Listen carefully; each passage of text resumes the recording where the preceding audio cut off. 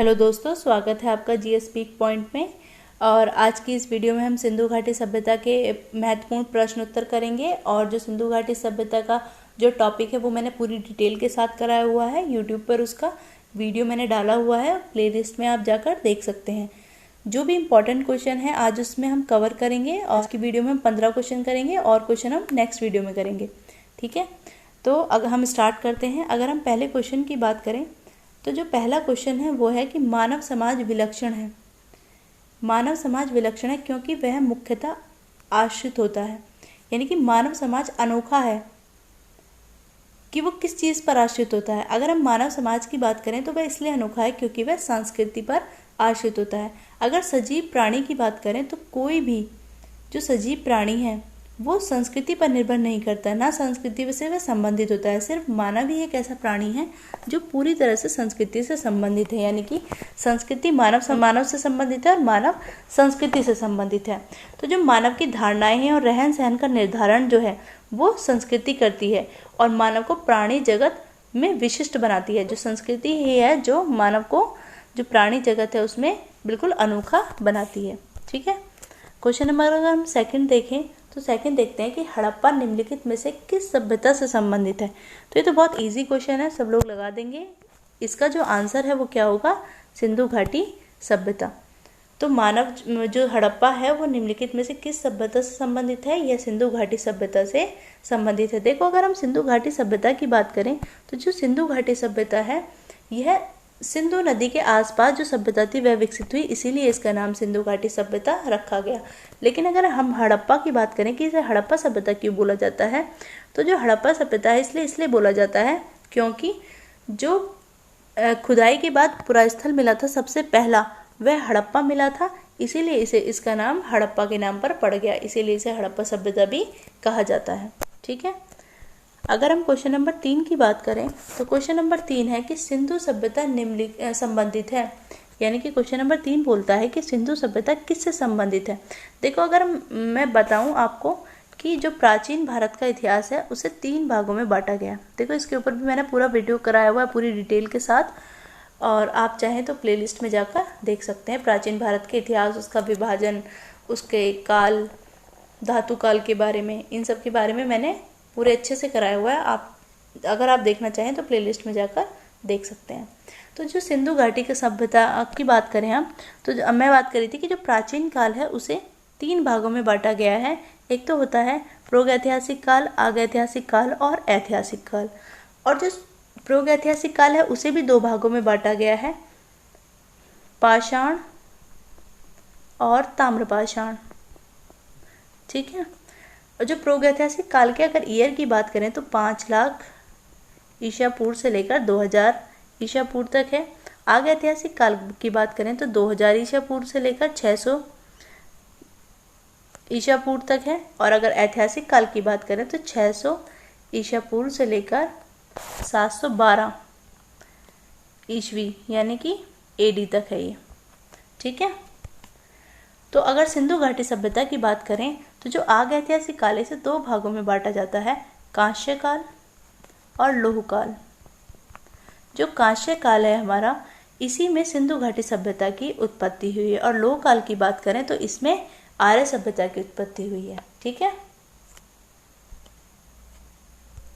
इसका मतलब इसका आंसर क्या होगा? आगैतिहासिक काल, जिसमें सिंधु घाटी सभ्यता की उत्पत्ति हुई है। देखिए, सभी क्वेश्चन बहुत ज़्यादा इंपॉर्टेंट है और किसी न किसी एग्जाम में पूछे गए हैं, चाहे आप देख सकते हैं, ठीक है। अगर क्वेश्चन नंबर 4 की बात करें तो क्वेश्चन नंबर 4 बोलता है कि सिंधु घाटी सभ्यता गैर आर्य थी, क्योंकि मतलब कि ये आर्यों से संबंधित नहीं थी। इसका कारण क्या है? इसका कारण है कि यह एक नगरीय सभ्यता थी। देखिए, जो सिंधु घाटी सभ्यता है भले ही आर्यों से इसका आगमन पहले हुआ था, लेकिन जो सिंधु घाटी सभ्यता थी वो एक विकसित नगरीय सभ्यता थी, जबकि जो आर्य सभ्यता थी वो क्या थी? वो एक ग्रामीण सभ्यता थी। और जो पुरातात्विक साक्ष्य मिलते हैं, यानी कि जो खुदाई मिलती है, उन्हीं से पता चलता है कि जो सिंधु घाटी सभ्यता थी वो विकसित नगरीय सभ्यता थी। क्यों? क्योंकि जो इसकी लिपि है उसे पढ़ा नहीं जा सका है, बल्कि जो आर्य थे उनकी लिपि को हम पढ़ सके हैं, ठीक है। अगर क्वेश्चन नंबर 5 की बात करें तो 5 में देखते हैं कि सिंधु घाटी सभ्यता को आर्य से पूर्व रखने जाने का महत्वपूर्ण कारण क्या है, यानी कि कारक क्या है। अगर हम ये देखें कि जो सिंधु घाटी सभ्यता है उसे आर्य से पहले की क्यों बताया गया है, तो जो पुरातात्विक साक्ष्यों ने जो अलग अलग कालों में पाए जाने वाले मृत भांडों की खोज की और उससे पाया कि जो सिंधु घाटी जो है वो आर्य से पूर्व की सभ्यता है। अगर हम बात करें कि सिंधु घाटी सभ्यता के मृत भांडों की बात करें तो हम देखते हैं कि जो सिंधु घाटी सभ्यता के जो मृत भांड हैं वो किस तरह के थे। वो लाल मृत भांड थे और उनके ऊपर काले रंग की क्या किया गया था, चित्रों के द्वारा उन्हें सजाया गया था। लेकिन जो आर्य के जो मृत भांड थे वो किस तरह के थे, वो ग्रे कलर के थे, यानी कि घूसर थे और चित्रित घूसर मृत भांड थे। या तो सिंपल ग्रे कलर के थे या फिर जो ग्रे कलर के मृत भांड पर उन्होंने चित्र बना दिए गए थे। तो सिंधु घाटी सभ्यता बहुत ज़्यादा एक विकसित सभ्यता थी। ठीक है, अगर क्वेश्चन नंबर 6 की बात करें तो 6 में देखते हैं कि सिंधु घाटी संस्कृति वैदिक संस्कृति से किस प्रकार भिन्न थी। जो सिंधु घाटी की संस्कृति थी वो वैदिक सभ्यता से किस प्रकार भिन्न थी। तो अगर हम इसकी भिन्नता की बात देखें तो इसमें ऑप्शन ए में देखेंगे कि इसके पास विकसित शहरी जीवन की सुविधाएं थी। ठीक है, इसके पास चित्रलेखी लिपि थी, इसके पास लोहे और रक्षा के शास्त्रों के ज्ञान का अभाव था। उपरोक्त सही। अगर हम सिंधु घाटी की बात करें तो ये एक नगरीय सभ्यता थी। ठीक है, विकसित नगरीय सभ्यता थी। इसकी जो लिपि थी वो भाव चित्रात्मक थी और इसके पास लोहे और रक्षा के शस्त्रों के ज्ञान का अभाव था, क्योंकि यह जो थी कांस्य सभ्यता, कांस्य काल में इसकी उत्पत्ति हुई थी और इस समय जो धातु का विकास हुआ था वो तांबे को टीन से मिलाकर कांसा बनाया गया था। लोहे के ज्ञान का यहाँ पर लोगों को अभाव था। उसके जो ज्ञान का जानकारी थी वो वैदिक सभ्यता में मिलती है और जो वैदिक सभ्यता थी ग्रामीण सभ्यता थी और लोहे रक्षा के शस्त्रों का यहाँ पर पूरी तरह से विकास हो चुका था और जो यहाँ की लिपि थी वो भी पूरी तरह से समझने योग्य है, जिसे हम पढ़ सकते हैं। ठीक है, तो इसका जो आंसर हो जाएगा वो हो जाएगा उपरोक्त सभी, यानी कि सिंधु घाटी सभ्यता वैदिक सभ्यता से उपरोक्त सभी आधारों पर भिन्न थी। अगर हम क्वेश्चन नंबर 17 की बात करें तो क्वेश्चन नंबर अगर हम 7 की बात करें तो क्वेश्चन नंबर 7 है कि हड़प्पा संस्कृति की जानकारी का प्रमुख स्रोत क्या है। अगर हम इसके स्रोत की बात करें तो इसका जो प्रमुख स्रोत है, ऑप्शन ए है शिलालेख, बी है पक्की मिट्टी की मोहरों पर अंकित लेख, ऑप्शन सी है पुरातात्विक खुदाई, ऑप्शन डी है उपयुक्त सभी। अगर हम ये चीज़ देखें कि जो हड़प्पा संस्कृति से है उसे शिलालेख भी मिले हैं, हमें पक्की मिट्टी की मोहरों पर अंकित लेख भी मिले हैं, लेकिन हम उसकी लिपि को नहीं समझ सके, इसलिए ये पढ़ने में इतने हमारे लिए जानकार साबित नहीं हुए हैं। लेकिन इसके अलावा जो पुरातात्विक खुदाई है, जो खुदाई से हमें चीज़ें मिली हैं, उसी के आधार पर हमने इस सभ्यता की जानकारी के बारे में जुटाया है कि ये जो सभ्यता थी वो किस तरह की थी। ठीक है, इसकी शुरुआत किस तरह से हुई थी। तो यहाँ पर अभी लिपि की शुरुआत नहीं हुई थी, जो लिपि थी वो भाव चित्रात्मक थी, इसलिए खुदाई के माध्यम से ही हमने इसके बारे में जानकारी जो है जुटाई है। जो भी अवशेष हमें प्राप्त हुए हैं पुरा स्थलों से हड़प्पा से संबंधित, उन्हीं अवशेषों के आधार पर हमने इसके बारे में प्रकाश डालते हैं। अगर हम क्वेश्चन नंबर 8 की बात करें तो 8 में देखते हैं कि निम्नलिखित में से कौन सा सिंधु घाटी सभ्यता पर प्रकाश डालता है, यानी कि कौन सा है इनमें से जो सिंधु घाटी सभ्यता पर प्रकाश डालता है। शिलालेख है, पुरातत्व संबंधी खुदाई है, बर्तनों की मोहरों पर लिखावट है, धार्मिक ग्रंथ है। तो इसका ऑप्शन बी हो जाएगा पुरातत्व संबंधी खुदाई। अगर हम खुदाई की बात करें सिंधु घाटी सभ्यता की तो ये 1921 में हड़प्पा सभ्यता की खोज हुई थी जो दयाराम साहनी ने की थी और 1922 में राखालदास बनर्जी ने मोहनजोदड़ो की खोज की थी। और भारतीय पुरातत्व विभाग के जो महानिदेशक थे उस समय पर वो सर जॉन मार्शल थे, उनकी अध्यक्षता में हुई थी। और ये जो हम बात करें कि भारतीय पुरातत्व विभाग की स्थापना की बात करें तो वो अलेक्जेंडर कलिंगर ने की थी। और कब की थी? 1961 में की थी, लेकिन ये अस्थायी विभाग था उस समय पर और ये स्थायी विभाग जो था 1906 में बना। ठीक है, देखिए अगर हम 8 के आंसर की बात करें तो इसका आंसर होगा पुरातत्विक संबंधी खुदाई। अगर हम क्वेश्चन नंबर 9 की बात करें तो 9 में देखते हैं कि सिंधु घाटी के निवासियों की सभ्यता को जानने का मूल स्रोत है वहाँ पाई गई, यानी कि सिंधु घाटी के निवासियों की सभ्यता को जानने का मूल स्रोत क्या है, वहाँ पर क्या चीज़ें पाई गई हैं। मोहरें पाई गई हैं, बर्तन, जेवर, हथियार तथा औजार पाए गए हैं, मंदिर पाए गए हैं, लिपि पाए गए। देखिए पाए तो वहाँ पर सभी कुछ गए हैं, लेकिन जो सबसे मेन आधार है कि किस आधार पर हमें जो जानकारी है वो ज़्यादा मिलती है, तो वो मिलती है बर्तन, जेवर, हथियार और औजार। ठीक है, खुदाई के माध्यम से हमें वहाँ पर क्या मिले हैं, बर्तन मिले हैं, जेवर मिले हैं, हथियार मिले हैं, औजार मिले हैं। जो लिपि हमें मिली है वो क्या थी, भाव चित्रात्मक है। हमें लिपि को अभी समझ विकसित नहीं हुई है, तो अभी लिपि को पढ़ा नहीं जा सका है, इसलिए इन्हीं आधारों पर हमने हड़प्पा सभ्यता की जो जानकारी है वो एकत्रित की है कि हड़प्पा सभ्यता के लोग कैसे थे, क्या करते थे, कैसे वो अपना जीवन व्यतीत करते थे। देखिए अगर हम क्वेश्चन नंबर मैं 10 की बात करूं, तो क्वेश्चन नंबर 10 है कि हड़प्पा सभ्यता की उत्पत्ति के संदर्भ में निम्नलिखित में से कौन सा जोड़ा सही नहीं है। देखिए यहाँ पर क्या दिए हुए हैं, कुछ पुरातत्ववादी दिए गए हैं और उनके हड़प्पा के संबंधित विचार दिए गए हैं। अगर मैं बात करूँ एम रफीक मुल्क की, तो इनका मानना है कि हड़प्पा सभ्यता ने मेसोपोटामिया सभ्यता से प्रेरणा ली। ठीक है, आपको इनमें से बताना है कि कौन सा सही नहीं है। अब कुछ अगर ऑप्शन बी देखें तो ये बोलते हैं EJH मैके बोलते हैं कि जो सुमेरियन से लोगों का पलायन हुआ, यानी कि सुमेरियन जो दक्षिण में मेसोपोटामिया है वहाँ से लोगों का यहाँ पर पलायन हुआ, इससे हड़प्पा सभ्यता का विकास हुआ।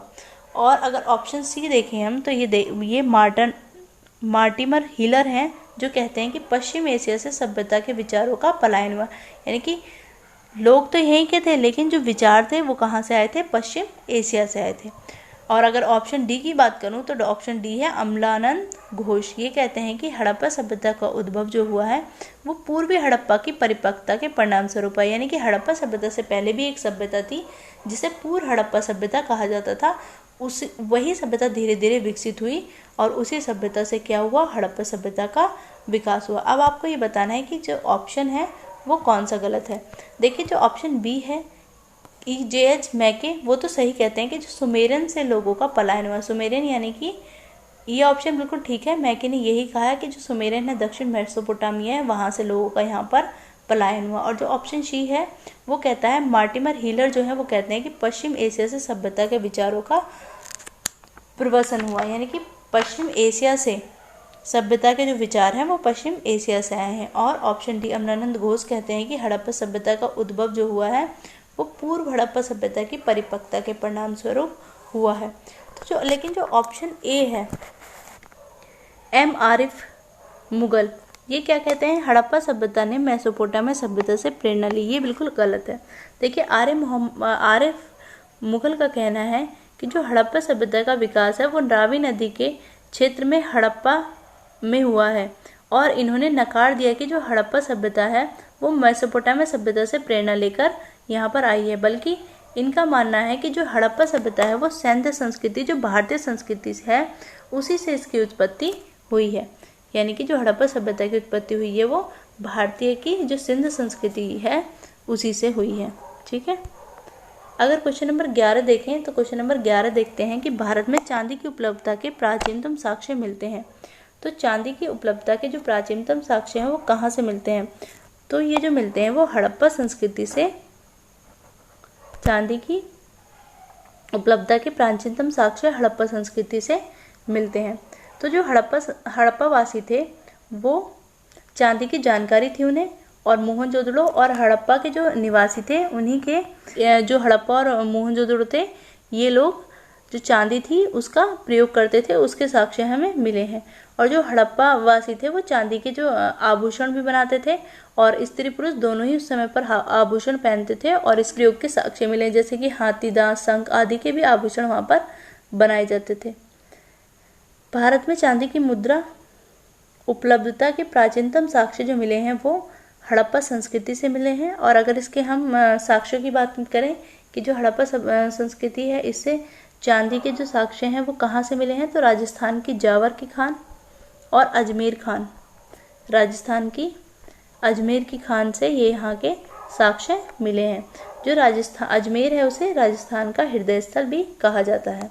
तो जो देखिए अगर मैं बात करूँ कि मोहनजोदड़ो और हड़प्पा के जो निवासी थे वो जो थे चांदी का बहुत अलग अलग तरीके से प्रयोग करते थे, और इस समय पर जो हड़प्पा वासी थे वहाँ पर चांदी के जो आभूषण का प्रयोग किया जाता था और जो आभूषण थे वो स्त्री पुरुष दोनों पहनते थे। ठीक है, अगर मैं क्वेश्चन नंबर 12 की बात करूं तो क्वेश्चन नंबर 12 है कि हड़प्पा में मिट्टी के बर्तनों पर सामान्यतः किस रंग का प्रयोग किया जाता था। तो मैंने अभी आपको बताया था कि जो हड़प्पा थे वहां पर मिट्टी के जो बर्तन थे उस पर लाल रंग किया जाता था और उसके ऊपर चित्र बनाए जाते थे। हड़प्पा के जो बर्तन थे उन्हें दो भागों में बांटा गया था। एक तो थे बिना डिजाइन वाले और दूसरे थे चित्रित मृदबाण। ठीक है, जो बिना डिजाइन वाले थे वो मिट्टी में रेत को मिक्स करने पर, पकाने पर या हल्का भूरा लाल रंग का रूप ग्रहण कर लेते थे। यानी कि मिट्टी में क्या करते थे, मिट्टी में रेत को मिक्स करते थे और उसे पकाते थे और हल्के भूरा लाल रंग जब हो जाता था, ग्रहण कर लेता था, तब उसे वो बनकर तैयार हो जाता था। और जो ये चित्रित मृदभांड थे उसमें क्या किया जाता था, ऊपरी तरफ लाल रंग की पुताई की जाती थी और निचले हिस्से पर काले रंग का डिजाइन बनाया जाता था। ठीक है, ये क्वेश्चन नंबर हमारा 12 हो गया। अगर हम क्वेश्चन नंबर 13 की बात करें तो मूर्ति पूजा का आरंभ कब से माना जाता है। अगर हम मूर्ति पूजा की बात करें तो उसका आरंभ माना जाता है पूर्व आर्य। देखिए यहाँ पर सिंधु सभ्यता होता तो वो लग जाता, लेकिन यहाँ पर आर्य से पहले की सभ्यता जो क्या है, हड़प्पा सभ्यता है। तो जो मूर्ति पूजा का आरंभ है वो पूर्व आर्य काल से माना जाता है। देखिए जो सिंधु घाटी सभ्यता है उसमें मूर्ति पूजा के साक्ष्य मिले हैं। उसमें मातृ देवी की मूर्तियां मिले हैं, पशुपति शिव की प्रमाण मिले हैं, मूर्ति के प्रमाण मिले हैं, जो कहाँ पर है, मोहनजोदड़ो में उसे मिले हैं। ठीक है, देखिए अगर हम क्वेश्चन नंबर 14 की बात करें तो क्वेश्चन नंबर 14 है, निम्नलिखित पशुओं में से किस एक का हड़प्पा संस्कृति में पाई मोहरे और टेराकोटा कलाकृतियों में निरूपण नहीं हुआ है। तो ये कौन सा पशु है, ये है गाय। देखिए जो हाथी है, गैंडा है, ये बाघ है, इन सब के जो साक्ष्य हैं वो हड़प्पा सभ्यता में मिले हैं, लेकिन जो गाय है उसके साक्ष्य हड़प्पा सभ्यता में नहीं मिले हैं। जो गाय है वो आर्य सभ्यता से संबंधित है और आर्यों में गाय को क्या कहा गया है, अगन्या कहा गया है। देखिए मोहनजोदड़ो में हाथी के अवशेष मिले हैं जो अलंकृत है, घोड़े के दांत मिले हैं और जो देमाबाद है वहाँ पर गैंडे, सांड की आकृतियाँ बनी हुई मिली हैं। ठीक है, इसलिए कोई ना कोई जानवर तो हड़प्पा सभ्यता किसी न किसी जानवर के साक्ष्य मिले हैं, लेकिन गाय का कोई भी साक्ष्य नहीं मिला है। देखिए अगर हम क्वेश्चन नंबर 15 की बात करें तो सूची 1 में प्राचीन स्थल की सूचियों की बात, अगर ये प्राचीन स्थल दिए गए हैं और पुरातात्विक खोजें दी गई हैं कि किस स्थल से कौन सी खोज प्राप्त हुई है। ठीक है, अगर हम लोथल की बात करें तो जो लोथल है यहाँ से मिला है गोदीवाड़ा। ठीक है, गोदीवाड़ा मिला है और ये खंबात की खाड़ी के निकट स्थित है। कौन सा, लोथल, और कहाँ पर है, गुजरात में खंबात की खाड़ी के निकट है। और अगर हम कालीबंगा से बात करें तो कालीबंगा में क्या मिली है, एक जुते हुए खेत के साक्ष्य मिले हैं।